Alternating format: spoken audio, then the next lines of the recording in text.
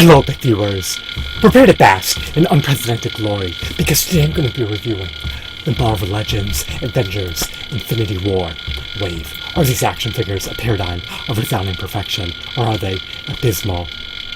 In my objective opinion, I'd rate these action figures to be a 2 out of 10 in the form of a quantitative score. Now, why would I rate these action figures to be utterly appalling, to say the least? Why would I deem these action figures to be egregious for over $20 each? Well, I'm utilizing the $8 Toy Biz Marvel Legends action figures as a benchmark for comparison.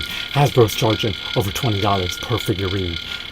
In spite of the price tag being 250% higher than the Toy Biz Marvel Legends action figure, these action figures have less points for articulation, inferior sculpts, inferior decos, inferior accessories, inferior designs, and inferior Build-A-Figure pieces relative to their $8 Toy Biz Marvel Legends counterparts. So these action figures are just atrocious in every facet.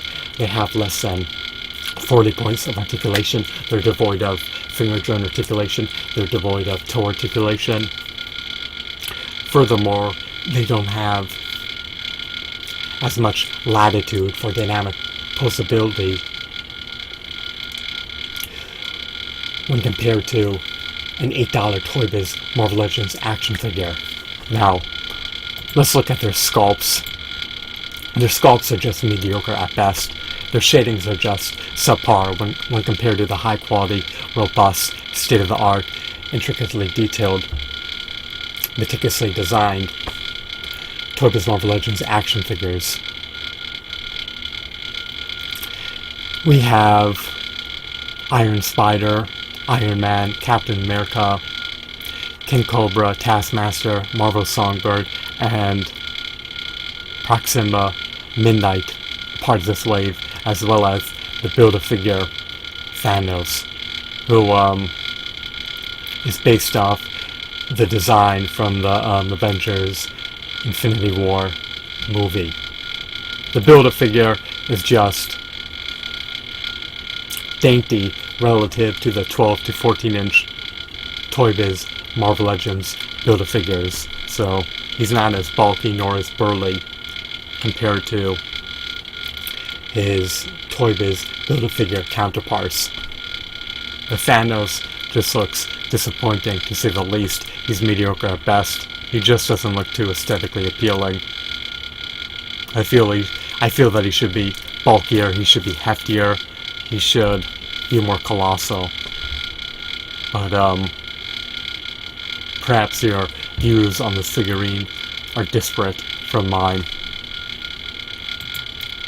And if you're going to charge over $140 for this wave, which is a disgraceful price to charge a consumer, then at least include more accessories with this figure. Include interchangeable heads, interchangeable hands, removable armor,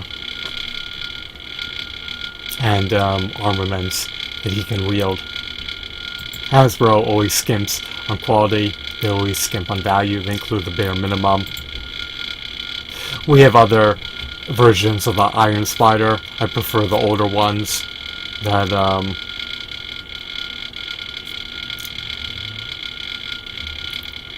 commanded a lower retail price and that had better aesthetics, in my opinion.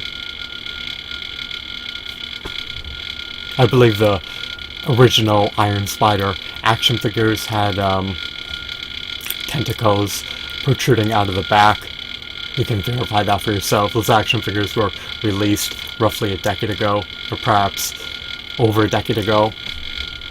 His Iron Man figurine is a nifty. He's probably the best figurine in the set, but yet again, he just doesn't have enough merit to warrant the asking price of over $20. He's not a NECA figure. The sculpt is decent, but it's not superb. It's not stellar. It's just slightly above average at best. I detest this Captain America's appearance. He looks to be bare and unarmed for the most part. He's donning generic army attire. He's able to leverage the shield. It's nice that he comes with interchangeable hands, but yet again, there's not enough value in there to vindicate the asking price of over $20. Next we have King Cobra. It's disappointing that he has two open hands. I guess he can maul his adversaries to death, but he lacks two-fisted hands. He may have a similar sculpt relative to the Green Goblin and Hobgoblin figurine. The mold may be similar or maybe homogeneous to those two aforementioned figures. I'm unsure. The Taskmaster figurine is mediocre at best. Obviously, the Toy Biz Taskmaster figurine is superior in all facets.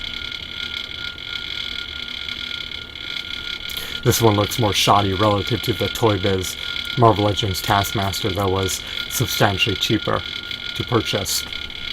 And then we have the Songbird figurine again. Her design just looks cheap, it looks shoddy, it looks low quality. Her accessory looks flimsy and unappealing, to say the least. I detest the fact that her hands are opened. I detest the fact that she's devoid of finger joint articulation. I would have preferred if these figures had 4 more points of articulation. They should be sporting at least 40 points of articulation for over $20, especially if they're going to have such unappealing designs. Next we have this Proxima Midnight figure. I don't know who that character is, but he doesn't look that cool. I'm sure that Toy Biz could have done a much better job with this wave and with the Build-A-Figure. I'm sure of it, and they would have charged $8 plus tax per figure. So if Toy Biz was still around, if they weren't defunct, you could have got this whole entire wave of superior figures for roughly $56 plus tax, and you would have got a heftier, bulkier, more colossal, more gigantic, more meritorious Build-A-Figure. So I guess the crux of the issue is that if they're going to charge over $20, the Build-A-Figure needs to be improved. It needs to be more up to par with the quality of a NECA Build-A-Figure.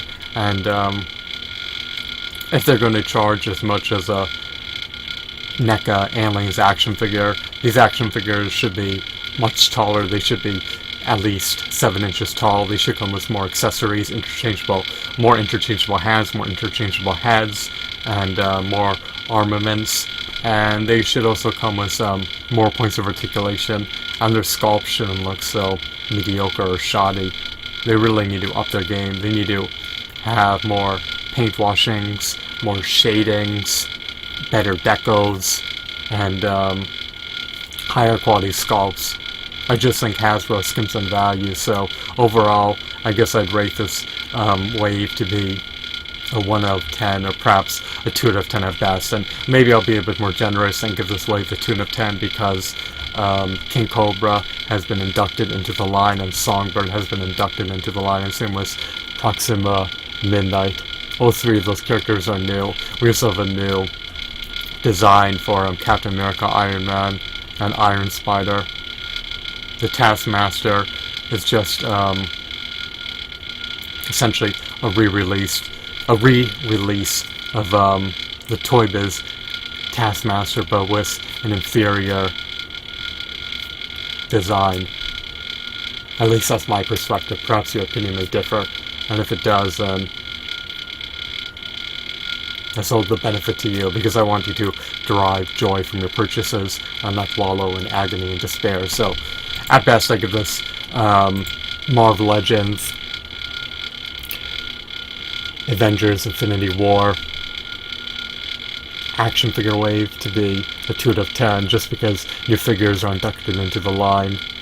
But they need to do better if they're going to charge over $20 per figure. But I can't vindicate buying this wave for over $140. Maybe I'll buy this Iron Man figurine, and maybe I'll buy the King Cobra figurine when the prices plunge to under $10 on eBay, and I'd take heed in buying the Proxima Midnight action figure for under $10, just because my collection is devoid of that particular figure. So maybe I'll buy 3 figures in this way for a grand total of $30 at most if I happen to stumble upon them for that price. So I hope that you found this review to be enthralling and insightful. Have a wonderful, marvelous day. Goodbye.